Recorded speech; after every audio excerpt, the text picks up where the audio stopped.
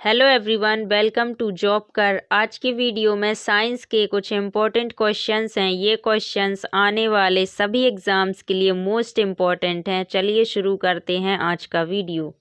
आज का first question है, बीएमडी टेस्ट किस रोग से संबंधित है? आपके ऑप्शंस हैं ऑस्टियोपोरोसिस, नेफ्राइटिस, ब्रोंकाइटिस या पार्किंसंस। बीएमडी टेस्ट ऑस्टियोपोरोसिस से संबंधित है, तो यहाँ पर आपका राइट आंसर हो जाएगा ऑप्शन ए ऑस्टियोपोरोसिस। यह रोग हड्डियों से संबंधित एक रोग है। बीएमडी का फुल फॉर्म होता है bone mineral density test. Exams में ये भी पूछा जा सकता है कि बीएमडी का फुल फॉर्म क्या होता है, तो इसका full form bone mineral density test होता है। इसके बाद आपका नेक्स्ट क्वेश्चन है, साइबर नाइफ किससे संबंधित है? आपके ऑप्शंस हैं cancer surgery, liver surgery, heart surgery या ब्रेन सर्जरी। साइबर नाइफ शब्द कैंसर सर्जरी से संबंधित है, तो यहाँ पर आपका राइट आंसर हो जाएगा ऑप्शन ए कैंसर सर्जरी। आपका नेक्स्ट क्वेश्चन है, कणों की अव्यवस्थित गति के औसत माप को क्या कहा जाता है? आपके ऑप्शंस हैं ताप, गति, ऊर्जा या विस्थापन। कणों की अव्यवस्थित गति के औसत माप को ताप कहा जाता है, तो आपका राइट आंसर हो जाएगा ऑप्शन ए ताप। आपका नेक्स्ट क्वेश्चन है, समुद्री घोड़ा किसकी प्रजाति है? आपके ऑप्शंस हैं मछली, मेंढक, घोड़ा या कीट। समुद्री घोड़ा एक प्रकार की मछली की प्रजाति है, तो आपका राइट आंसर हो जाएगा ऑप्शन ए मछली।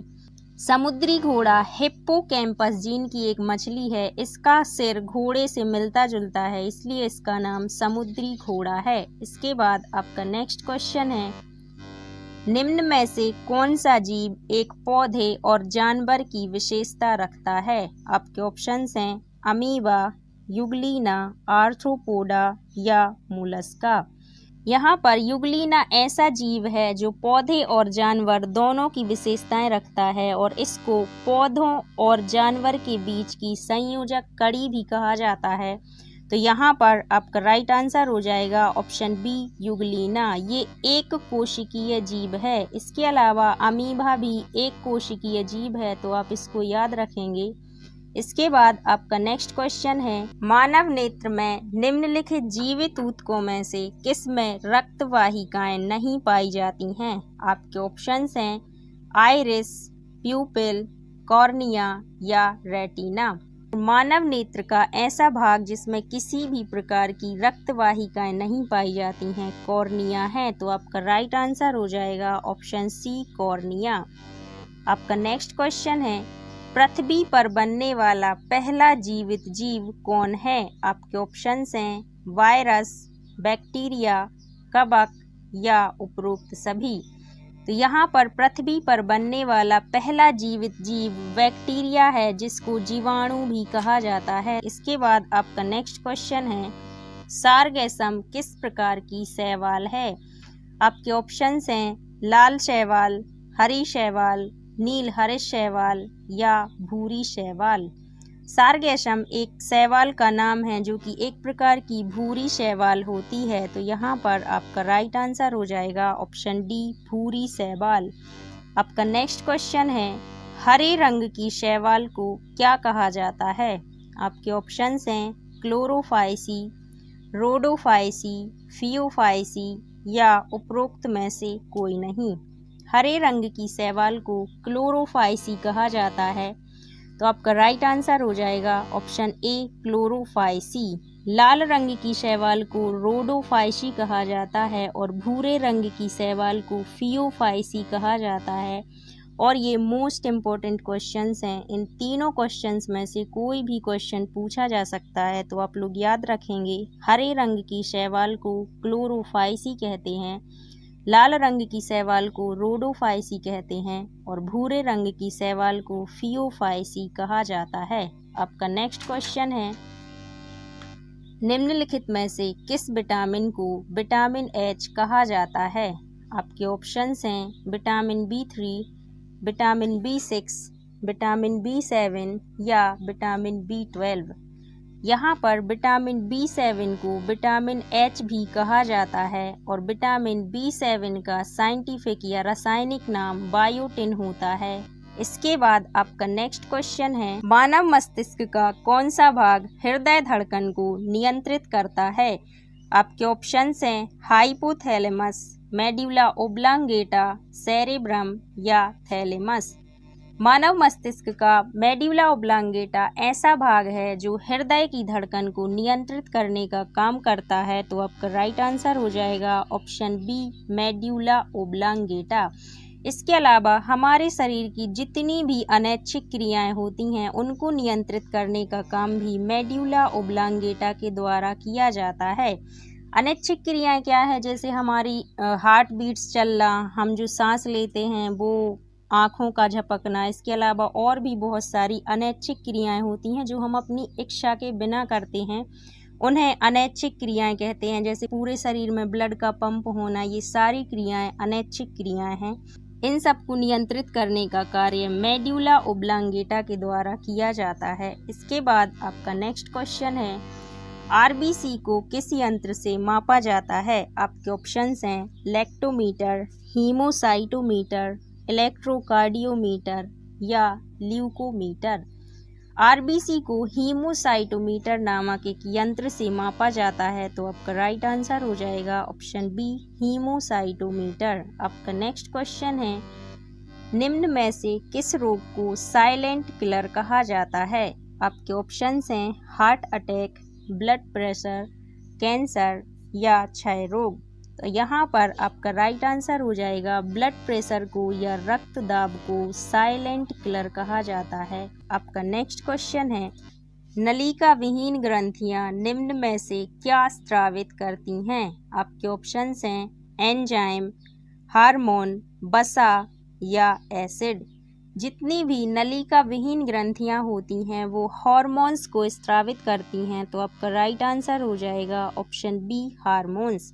इसके अलावा जितनी भी नलिका युक्त ग्रंथियां होती हैं वो एंजाइम्स को स्रावित करती हैं। इसके बाद आपका नेक्स्ट क्वेश्चन है, मानव शरीर में संक्रमण को रोकने में मदद करने वाला विटामिन कौन सा है? आपके ऑप्शंस हैं विटामिन ए, विटामिन के, विटामिन बी या विटामिन डी। मानव शरीर में संक्रमण को रोकने वाला विटामिन विटामिन ए है। तो आपका राइट आंसर हो जाएगा ऑप्शन ए, विटामिन ए। आपका नेक्स्ट क्वेश्चन है, निम्न में से कौन पौधों में पानी और कैल्शियम के अवशोषण को बढ़ाता है? आपके ऑप्शंस हैं बोरॉन, सोडियम, नाइट्रोजन या आयरन। तो यहाँ पर बोरॉन एक ऐसा तत्व है जो पौधों में पानी और कैल्शियम के अवशोषण को बढ़ाता है। तो आपका राइट आंसर हो जाएगा ऑप्शन ए, बोरॉन। आपका नेक्स्ट क्वेश्चन है, भारतीय कोशिका विज्ञान का जनक किसे कहा जाता है? आपके ऑप्शंस हैं Leeuwenhoek, A.K. Sharma, Robert Hooke या श्वानसन।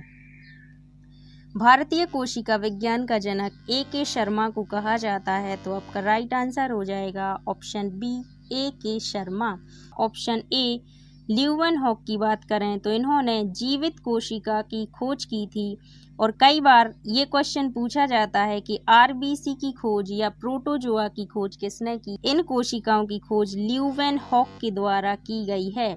इसके अलावा रॉबर्ट हुक को कोशिका विज्ञान का जनक कहा जाता है और श्वानसन को आधुनिक कोशिका विज्ञान का जनक कहा जाता है। तो आप ये चारों पॉइंट्स याद रखेंगे। इसके बाद आपका नेक्स्ट क्वेश्चन है, निम्न में से किस कशेरुकी में ऑक्सीकृत और अनऑक्सीकृत रक्त मिश्रित होते हैं? आपके ऑप्शंस हैं उभयचर, स्तनपायी, सरीसृप या उपरोक्त सभी।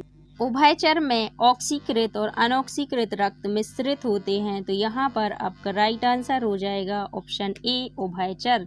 जितने भी उभयचर होते हैं उनके हृदय 3 कक्षीय होते हैं जिसमें 2 आलिंद होते हैं और 1 निलय होता है और यही कारण है कि इनका जो रक्त है वो ऑक्सीकृत और अनऑक्सीकृत दोनों मिश्रित होते हैं। इसके बाद आपका नेक्स्ट क्वेश्चन है, एल्वियोली किसकी संरचनात्मक और कार्यात्मक इकाई है? आपके ऑप्शंस हैं श्वसन तंत्र की, किडनी की, हार्ट की या लीवर की।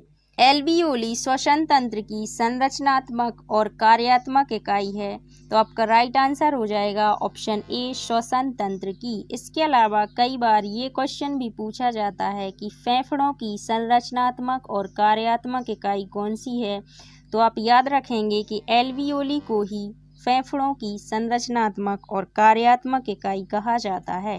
इसके बाद आपका नेक्स्ट क्वेश्चन है, जब नाइट्रोजन युक्त अपशिष्ट रक्त में एकत्रित हो जाता है तो कौन सा अंग काम नहीं करता है। आपके ऑप्शंस हैं हार्ट, किडनी, फेफड़े या यकृत। जब भी नाइट्रोजन युक्त अपशिष्ट रक्त में एकत्रित हो जाता है तो किडनी काम करना बंद कर देती हैं, तो यहाँ पर आपका राइट आंसर हो जाएगा ऑप्शन बी किडनी।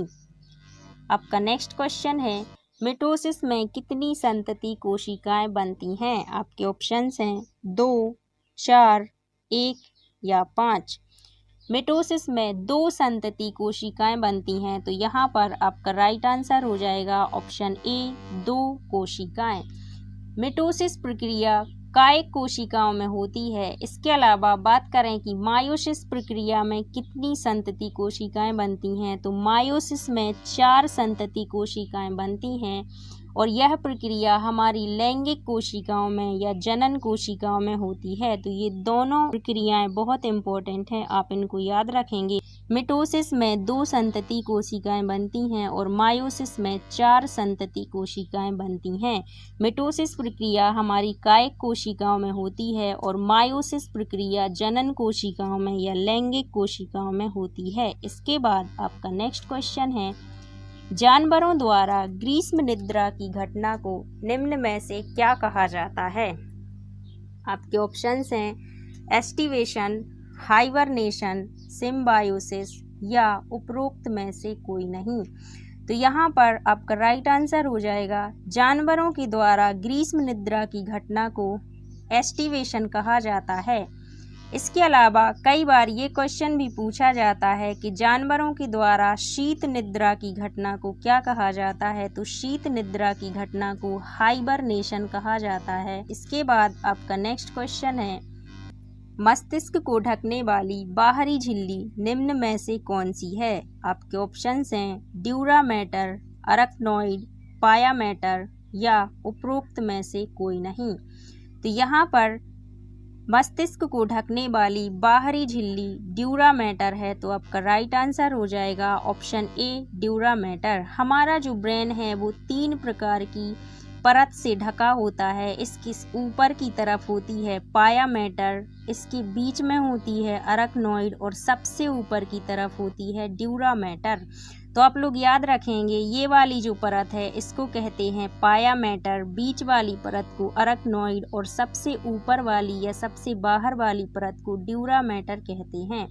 और यहाँ पर क्वेश्चन पूछा गया है कि मस्तिष्क को ढकने वाली बाहरी झिल्ली, तो यहाँ पर आपका राइट आंसर हो जाएगा ऑप्शन ए ड्यूरा मैटर। अगर आपसे पूछा जाता कि मस्तिष्क को ढकने वाली झिल्ली कौन सी है, तो वहाँ पर आपका राइट आंसर होता पाया मैटर। तो आप ये दोनों क्वेश्चंस याद रखेंगे। इसके बाद आपका नेक्स्ट क्वेश्चन है, टिक्का रोग किस फसल से संबंधित रोग है। आपके ऑप्शंस हैं मूंगफली, आम, पपीता या काजू। तो यहाँ पर आपका राइट आंसर हो जाएगा, टिक्का रोग मूंगफली से संबंधित एक रोग है और ये रोग कवक के कारण होता है। तो आपका राइट आंसर हो जाएगा ऑप्शन ए मूंगफली। आपका नेक्स्ट क्वेश्चन है, पादप जगत का उभयचर किसे कहा जाता है। आपके ऑप्शंस हैं ब्रायोफाइटा, टेरिडोफाइटा, आवृतबीजी या अनावृतबीजी।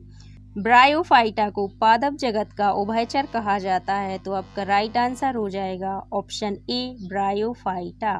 उभयचर ऐसे जीव या ऐसे पौधे जो पानी और स्थल दोनों पर रह सकते हैं, उन्हें ब्रायोफाइटा कहते हैं। इसके अलावा एक क्वेश्चन कई बार एग्जाम में पूछा जाता है कि पादप जगत के सरीसृप किसे कहा जाता है, तो टेरिडोफाइटा को पादप जगत का सरीसृप कहा जाता है। तो आप लोग इस पॉइंट को भी याद रखेंगे। इसके बाद आपका नेक्स्ट क्वेश्चन है, पौधे के किस भाग से हल्दी प्राप्त की जाती है। आपके ऑप्शंस हैं जड़, फल, पत्ती या तना। तो आपका राइट आंसर हो जाएगा तने से हल्दी प्राप्त की जाती है। हल्दी होती बेशक ज़मीन के अंदर है, लेकिन उसका जो पार्ट खाया जाता है वो तने से प्राप्त होता है। तो आपका राइट आंसर हो जाएगा ऑप्शन डी, तना। आपका नेक्स्ट क्वेश्चन है, क्लोरोफिल में कौन सा तत्व उपस्थित होता है? आपके ऑप्शंस हैं मैग्नीशियम, आयरन, सोडियम या कैल्शियम। क्लोरोफिल में मैग्नीशियम नामक तत्व उपस्थित होता है। तो आपका राइट आंसर हो जाएगा ऑप्शन ए, मैग्नीशियम। इसके अलावा मानव शरीर के रक्त में जो हीमोग्लोबिन उपस्थित होता है उसमें आयरन तत्व पाया जाता है। तो आप ये बात भी याद रखेंगे। इसके बाद आपका नेक्स्ट क्वेश्चन है, समुद्र के पानी से कौन सी धातु निकाली जाती है? आपके ऑप्शंस हैं पोटेशियम, एल्यूमिनियम, बेरिलियम या मैग्नीशियम। तो यहाँ पर आपका राइट आंसर हो जाएगा समुद्र के पानी से मैग्नीशियम धातु निकाली जाती है। Option D, magnesium. आपका नेक्स्ट क्वेश्चन है, सोडियम बाइकार्बोनेट का व्यावसायिक नाम क्या है? आपके ऑप्शंस हैं washing soda, baking soda, soda ash या ब्रंजन चूर्ण। आपका राइट आंसर हो जाएगा बेकिंग सोडा सोडियम बाइकार्बोनेट का व्यावसायिक नाम है। इसके अलावा कई बार ये भी पूछा जाता है कि सोडियम कार्बोनेट का व्यावसायिक नाम क्या है? तो सोडियम कार्बोनेट का व्यावसायिक नाम वॉशिंग सोडा है। आप दोनों पॉइंट्स याद रखेंगे। सोडियम बाइकार्बोनेट का व्यावसायिक नाम बेकिंग सोडा है और सोडियम कार्बोनेट का व्यावसायिक नाम वॉशिंग सोडा है। ये आपका लास्ट क्वेश्चन था। आई होप आपको वीडियो पसंद आया होगा। अगर आपको वीडियो पसंद आया है तो प्लीज़ वीडियो को लाइक करें, शेयर करें और जॉबकर को सब्सक्राइब करें। Thank you.